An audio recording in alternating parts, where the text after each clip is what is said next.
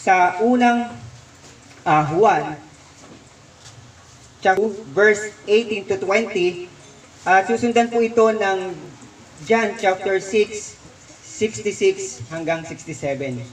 Kaya po 1 John 2:18 hanggang 20. Mga anak, ito ang huling panahon. Tulad ng inyong narinig, darating ang kaaway ni Kristo. Ngayon ay marami nang lumilitaw na mga kaaway ni Kristo, kaya't alam nating malapit na ang wakas. Verse 19.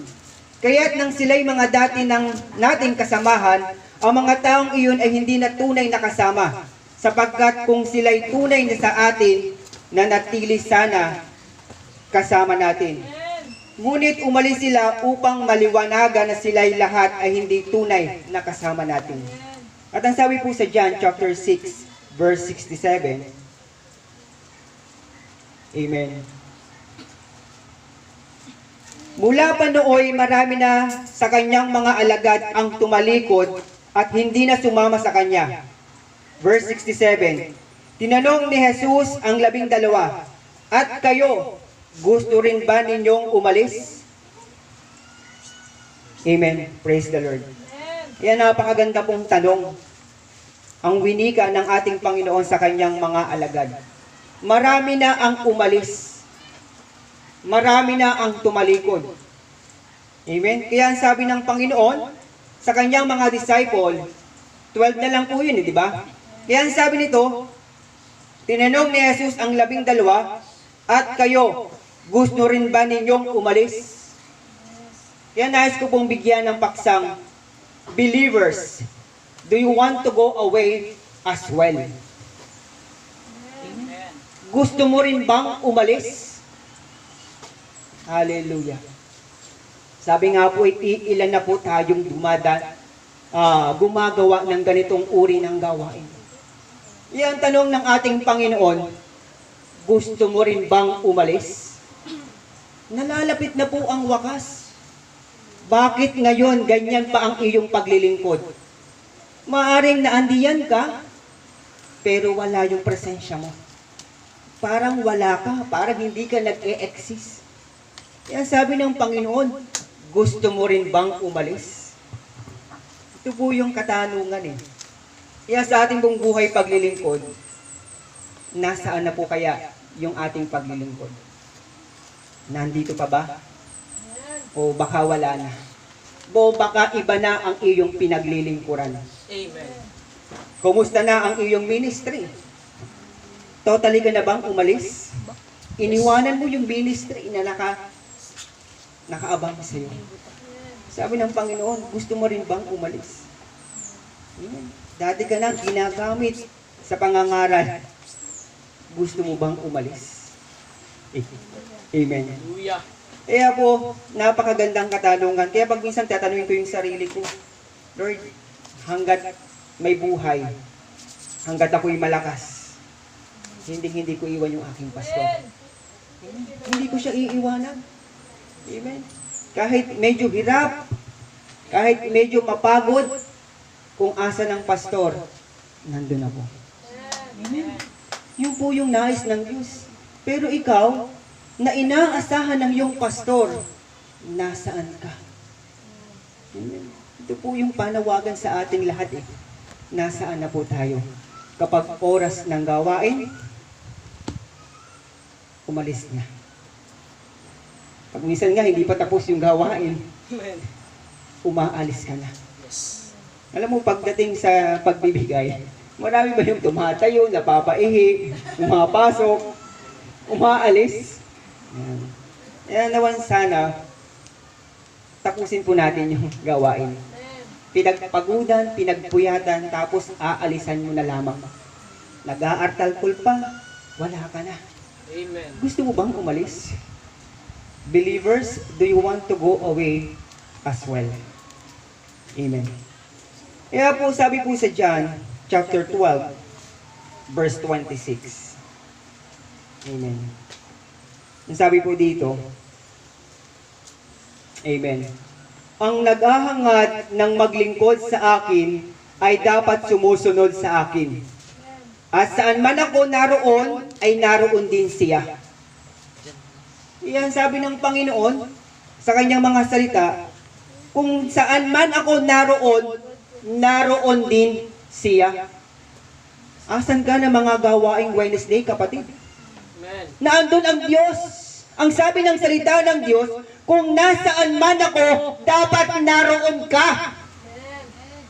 Gusto mo bang umalis? Kagaya ng mga pinakain na 5,000. Kung babasahin po natin yung John chapter 6 verse 1, dun po naitala yung 5,000. Nakita nila ang himala, ang pagpapagaling, kaya sila ay sumunod. Amen. Pero asan ka? Amen. Asan ka, Tomas? Nawala na naman si Tomas. Ang sabi ng Panginoon, kung nasaan ang ating Panginoon, dapat naroon ka. Amen. Praise God. Ito po ang nagsabi po ang salita ng Diyos, hindi po ako. Kung gusto mong sumunod, ang sabi ng salita, kung nasaan ako, naroon ka. Kakaunti na tayo, kapatid. Sasama ka ba bang umalis? Napakaraming sumunod at pupunta sa ating Panginoon. 5,000 kalalakihan, bukod pa ang babae at lalaki, ang mga bata.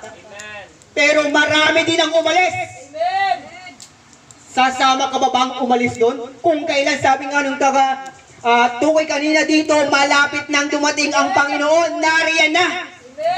Kaya ito po yung nagpapalakas sa akin eh.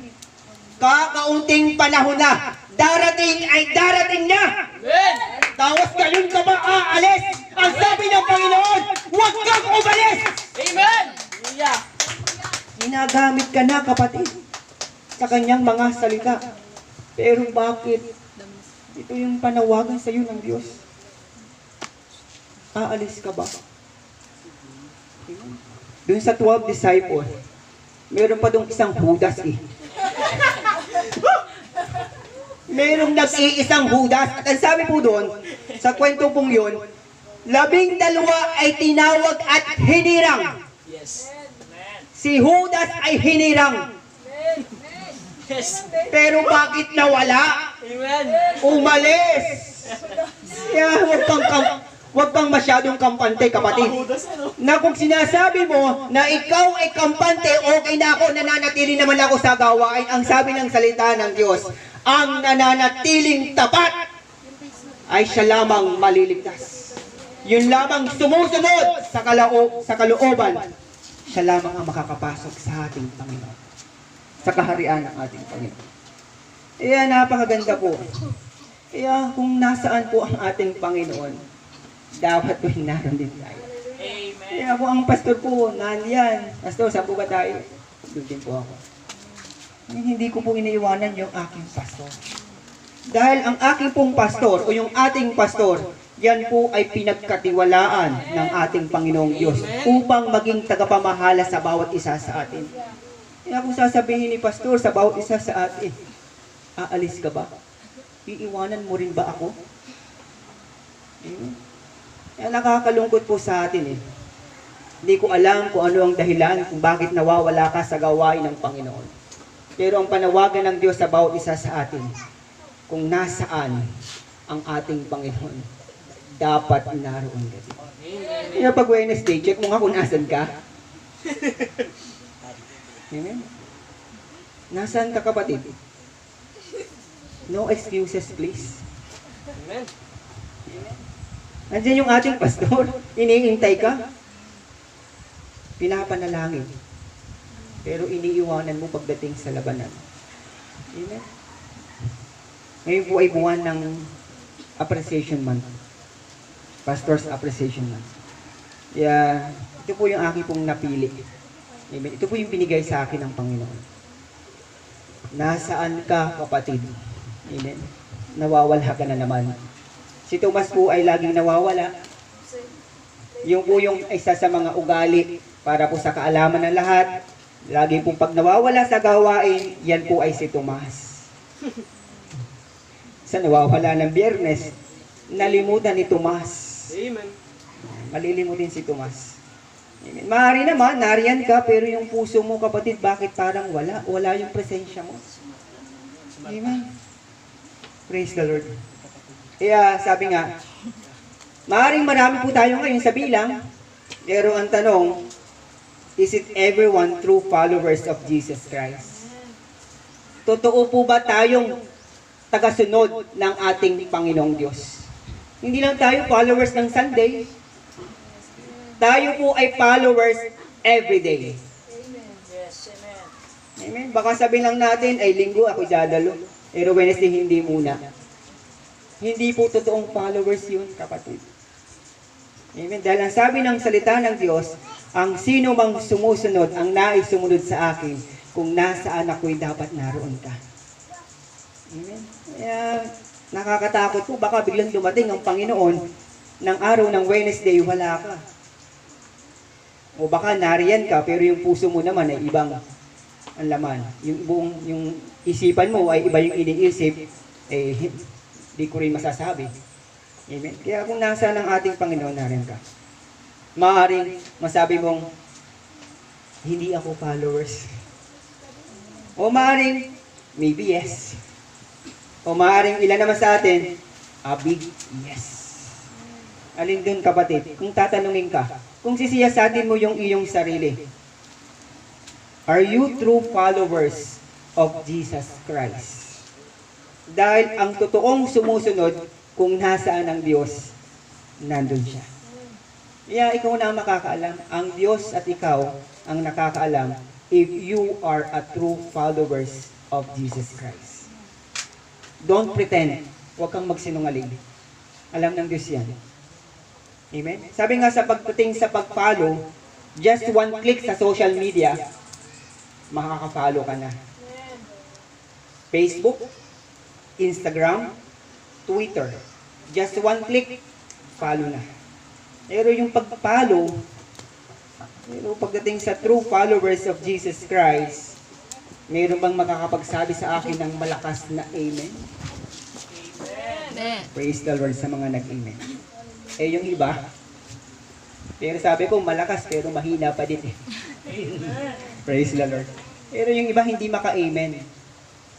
Lalo na siguro yung nawawala sa gawain ay hindi makaka-amen. Dahil ang sabi ng Panginoon, kung nais mong sumunod, kung nasaan ako'y naroon ka. Kaya ngayon pong umagang ito, nais ko pong dalhin, amen, ng dalawang katotohanan kung anong klaseng believers meron sa loob ng simbahan. Amen? Kaya sabi po dun sa John, 1 John 2:19. Amen. Kahit na sila'y mga dati nating kasamahan, ang mga taong iyon ay hindi natin tunay na kasama. Amen. The word is, hindi natin, amen, natin tunay na kasama. Ibig sabihin, merong unfaithful believers. Amen. Sa loob ng simbahan, merong hindi tapat. Amen. Kasi sabi mo dito, kahit sila'y mga dati nating kasamahan, ibig sabihin, nakakasama na natin sila. Sabi dito, ang mga taong iyo'y hindi natin tunay na kasama, sapagkat sila'y hindi tunay na atin, na natili silang kasama natin, ngunit umalis sila. Kaya ito yung unang meron sa loob ng simbahan eh. The unfaithful believers. Hindi natin tunay na kasama. Kaya kung sasabihin po natin sarili, ako ba to? Ako ba yung nawawala sa gawain? Ako ba yung hindi nananalangin? O sa pagpuri pa lamang hindi ko maibigay ang the best na papuri sa ating Panginoon? Sa pagbabasa ng salita ng Diyos, araw-araw ba akong nagbabasa? Tapat po ba tayo? O baka po yung ating daily prayer ay nawala ng muli? Kaya po yung una, unfaithful believers. Mga mananampalatayang hindi tapat. Amen? Pag sinabi pong unfaithful, edi yun ay false. False believer. Pwede ring fake. mapag-imbabaw. Marami po nito, mapag-imbabaw na Kristiyano. Mukhang angelic face pagdating ng Sunday, pero pag uwi, ewan ko kung angelic pa rin. Amen? Minsan, hindi po natin, nawawala po yung pagiging Kristiyano po natin. Amen? Minsan, bait-bait natin sa pastor, pero pag dun sa loob na ng tahanan, kung malakas ang bibig ng magulang or guardian, lakas din ng bibig.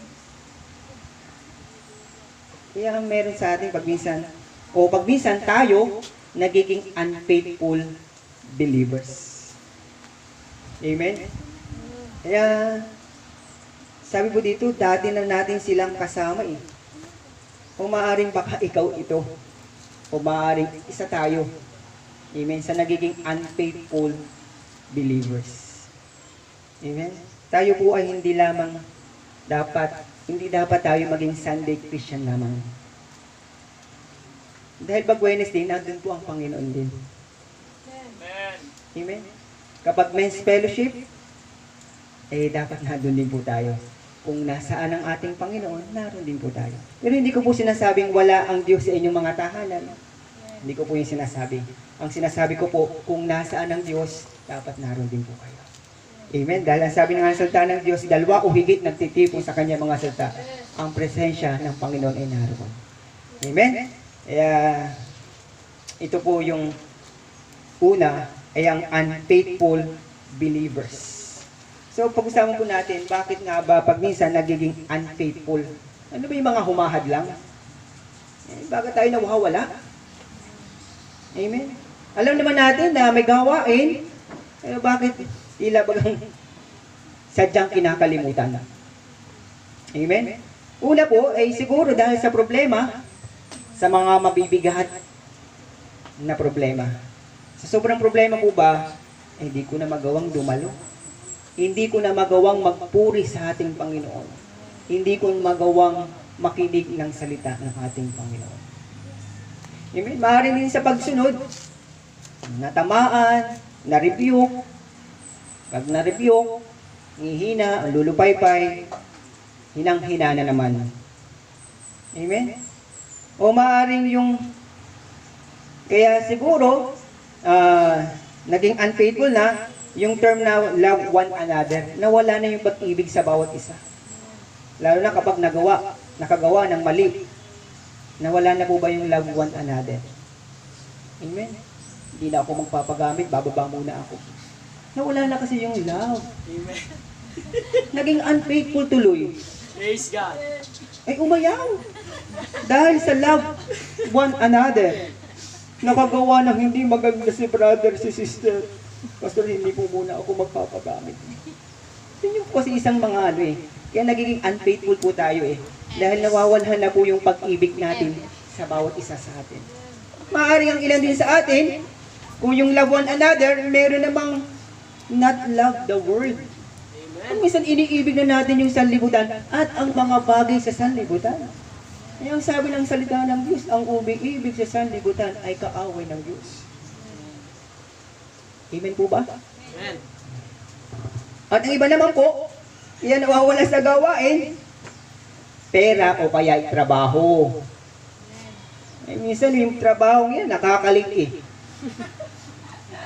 Kung kailan pinagpala, naging hadlang pa nga naman. May practice ng alas 5, dadating 6:30.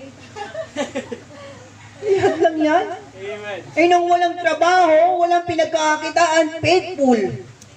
Nung nagkatrabaho, ay mamaya na yan, at kung marami pa, paninda. Ay, may pagkapatay pa nito, umutin ko pa ito. Ano ba? Ang trabahong yan ay blessing, pero nagiging hadlang.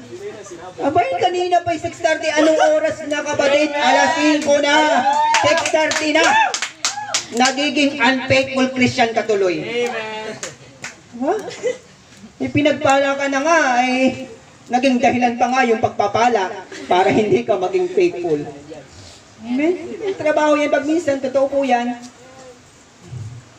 Kaya sa ating buong buhay, yan po yung mga ilan lamang kung bakit nagiging unfaithful po tayo. Amen? Dati naman, alas 5, sinasabi mo pa nga, pagdating sa gawain, dapat on time. Yun! Yun! Na-bless ako doon. Eh, nung 6:30 na asa na ang mga kapatid natin. Huwag maging hadlang, kapatid. Reminders lang po ito. Amen? Kaya nga sabi doon, mayroong mga Kristiyanong hindi tapat. Yes. Sabi ay kayang kontrolin ng Diyos, pwedeng alisin niya. Huwag tayong manghinayang. Manghinayang ka dun sa oras na kung paano yung fellowship na pagpapala, yung pag-ipag-usap baga, isa pong malaking pagpapala po yun. Nagpapalakas, nakikita ka. Ay kapatid, sinado ko nga yung tindahan, para lamang sa gawain. Yun, nakaka-bless yun, nakakahamon yun. Pero isasabi mo, may inasikaso pa ako, may inabit pa ako. Di ba? Yung trabaho yan eh. Minsan, gusto natin makadalaw ng men's fellowship, ako pagod sigang sa trabaho. Amen. Di ba? Ganda ng ating desire, gusto kong magpagamit, gusto kong dumalo. Pero kapag nando na, nagiging hindi na po tayo faithful. Yes. Amen. Amen. Gusto kong ibigay yung tithes and offering mo, pero hindi mo maibigay. Amen? Yung perang yan, iugat niya ng ano, yan ay evil. Diba? Pero ginagamit din ng Panginoon para maging pagpapala din. Kung ibibigay mo at gagamitin sa tama. Amen. Amen? Kaya, sabi po dun sa ating binasa kanina, dati nating kasama. Maaring sila po ay nag-hallelujah din. Tama po ba? Amen. Yung dati nating kasama, maaring hallelujah. Maaring payak-iyak. Oh. Patalon-talon. Pero asa na po sila?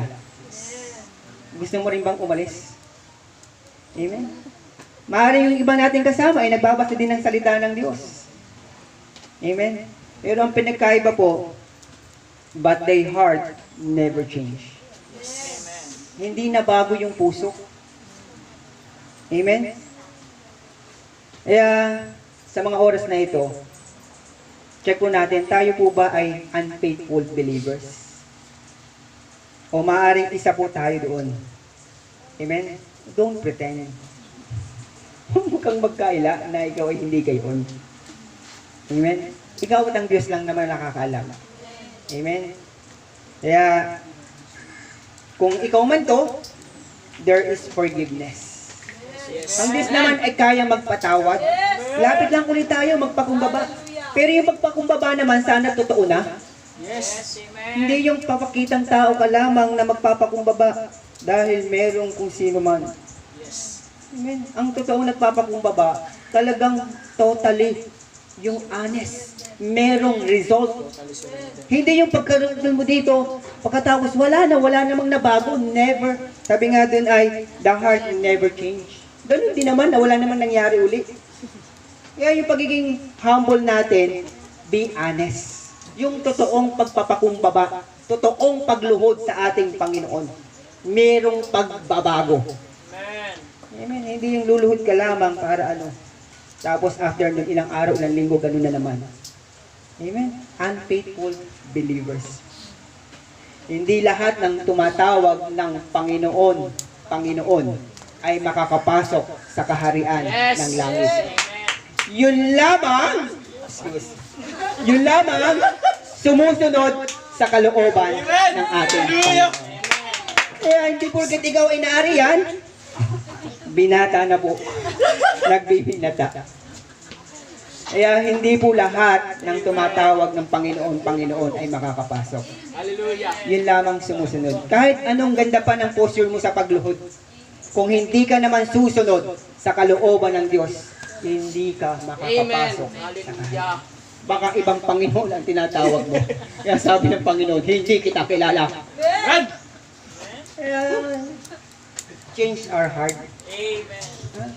Kaya, natin. At ito po yung pangalawa, kung merong unfaithful, meron namang faithful or true believers. Amen. Yun, praise the Lord, may nag-amen. Amen? Kaya sabi po dito sa verse 19 pa rin, ang ating pong pinag-aaralan sa 1 John 2, verse 19, sapagkat kung sila'y tunay na atin, nanatili sana silang kasama natin. Ibig sabihin yung palang nananatiling kasama natin, yan po yung tinutukoy dong, amen, faithful or true believers. Sila yung tunay na atin. Praise the Lord. Kaya napakabuti po ng Panginoon dahil merong nananatili. Amen. Merong nagpapagamit. Amen. Yan, sabi nga po ay hindi lamang basta nananatili, yung merong katapatan. Kaya sabi po dito, yung faithful believers. Yung merong katapatan. Amen? Sa meron o wala, dumadalo yan. Amen. Amen? May pinagdadaanan o wala, dumadalo yan. Amen. May malaking pagsubok, dumadalo yan. Amen. Hindi mapansin, dumadalo pa rin. Amen. Nakikipelosyo pa rin. Ikaw hindi mapansin. Doon ka na naman sa sulok. Nagkulong na naman. Hindi alam ang problema. Be faithful, kapatid. Change your heart. Paulit-ulit na lang ganyan. Hindi na babago yung puso. Yes. Amen? Amen. Yung hindi ka mapansin ng iyong kapatid. Ito naman po, ako, minsan, merong kapatid na ako dito. Bakit hindi ako pinapansin? Ay, bahala ka din kung ayaw mo akong pansinin. Basta ako'y maglilingkod. Ganun dapat. Kung hindi ka mapansin, tuloy ka lang. Change your heart naman, kapatid. Aalis ka na naman ba?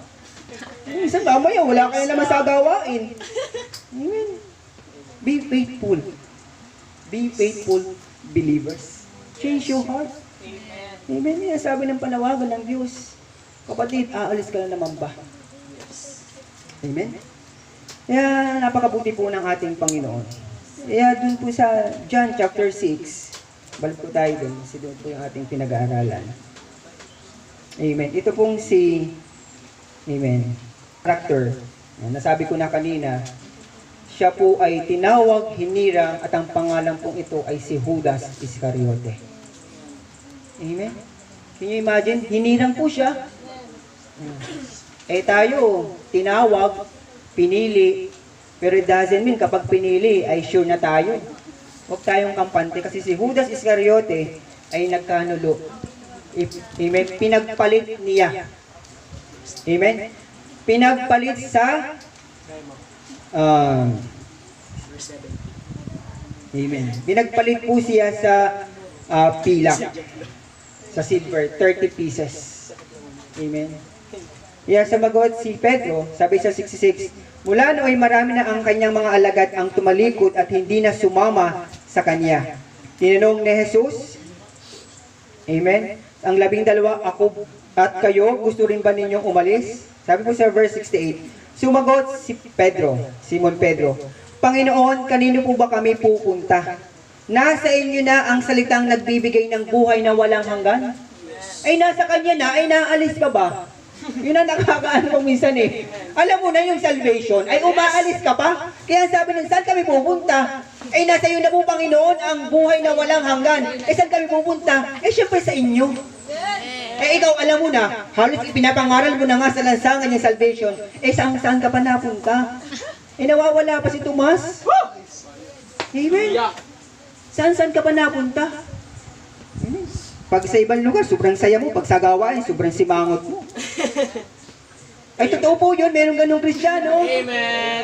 Ay, pag sa iba, pagka sanlibutan na, pag naando na, pasyalan, sobrang saya, ngiting-ngiti naman. Pero pag nasa gawain, ay parang tinupi. Praise God. Change your heart, kapatid.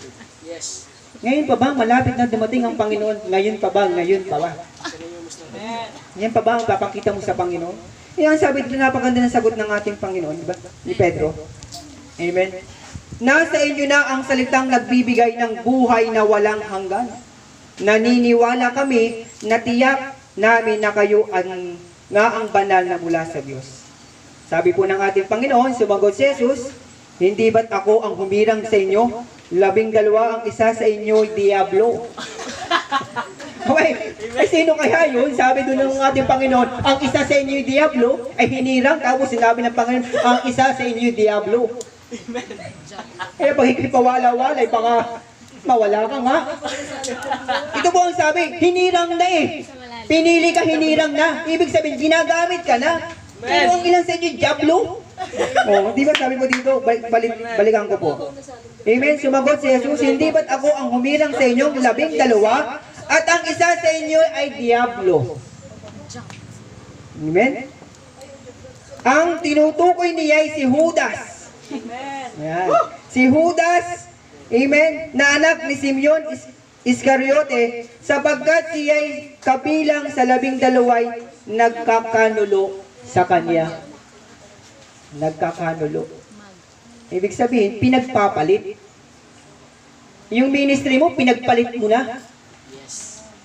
Mas pinili mo yung ganung bagay kaysa dun sa ministry. Amen. Eh sabi dito, pinagpalit ni Judas Iscariote. Yung kanyang pagkahirang, pinagpalit. Ang sabi dito, pinagkanulo. Yung sa 30 pieces na silver. Amen. Kaya yung pong ating paglilingkod, minsan huwag naman natin ipagpalit. Alam na po natin, yung buhay na walang hanggan ay sa ating Panginoon. Pero sasabihin nyo, mas pinili ko to bro. Ang mahalaga hindi ako nagkakasala. Naliligaw ka na kapatid. Amen. Dahil ang sabi ng salita ng Diyos sa Santiago, kung alam mo na ito ay tama, ngunit hindi mo ginagawa, ikaw ay nagkakasala. Amen. Kaya huwag mong sabihin, hindi ako nagkakasala bro. Eh kung alam mo namang tama, na unahin mo ang gawain ng Panginoon, ngunit hindi mo ginagawa, ikaw ay nagkakasala. Yes. Yung ikaw'y nawawala, mas pinipili mo yung sanlibutan, napapasyal-pasyal ka, hindi namin alam kung saan o kaya nagtatrabaho, pinagpalit mo, ikaw ay nagkakasala. Eh, huwag mo sabihin, hindi ka nagkakasala. Yes. Amen? Change your heart. Aalis ka na naman ba? Amen? Kaya, amen. Kaya gusto ko pong, amen, basahin po natin, amen, ang Timothy, chapter, 2 Timothy, amen. Dahil wala na po tayong 4 verse 5. Ngunit ikaw, kung ikaw itong kapatid, ngunit ikaw, maging mahinahon ka sa lahat ng oras. Magtiis ka sa panahon ng kahirapan. Gampanan mo ang tungkulin ng isang mangangaral ng magandang balita. At tuparin mo ng lubos ang iyong paglilingkod. Eh, huwag mong sabihin, kapatid, ito yung nais ng Diyos sa'yo. Amen. Ngayon, ikaw, sabi ng Panginoon, gampanan mo ang tungkulin ng isang mangangaral. Yes. Amen. Dati ka na kapatid na nangangaral ng salita ng Diyos. Nasabi ka dito, tuparin mo ng lubos ang iyong paglilingkod. Be faithful believer. Amen. Kaya po ngayon pong hallelujah. Ngayon pong umagang ito, amen. Habang pong tayo ay umihimig. Amen. Na mga